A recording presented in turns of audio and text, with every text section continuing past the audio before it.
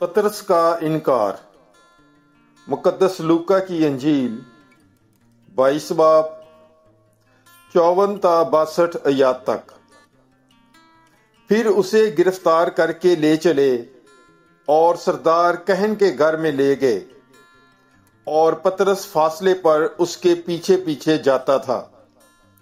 اور جب انہوں نے صحن کے بیچ میں آگ جلائی اور چگرد بیٹھے تو پطرس ان کے بیچ میں بیٹھ گیا۔ ایک لونڈی نے اسے آگ کی روشنی میں بیٹھا ہوا دیکھ کر اس پر خوب نگاہ کی اور کہا کہ یہ بھی اس کے ساتھ تھا، مگر اس نے انکار کر کے کہا کہ بی بی، میں اسے نہیں جانتا۔ تھوڑی ہی دیر بعد کسی اور نے اسے دیکھ کر کہا کہ تو بھی انہی میں سے ہے، مگر پطرس نے کہا، میاں، میں نہیں ہوں۔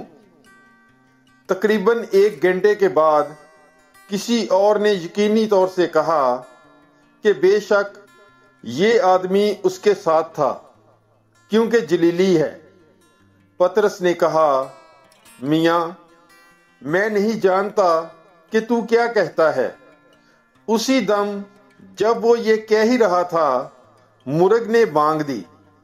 تب خداوند نے مڑ کر پطرس پر نگاہ کی، اور پطرس کو خداوند کی وہ بات یاد آئی جو اس نے کہی تھی کہ آج مرغ کے بانگ دینے سے پہلے تو 3 بار میرا انکار کرے گا۔ اور وہ باہر جا کر زار زار رویا۔ پاک کلام کے پڑھے اور سنے جانے پر خداوند کی برکت ہو۔ خدا کا شکر ہو۔ God bless you. Bible is life.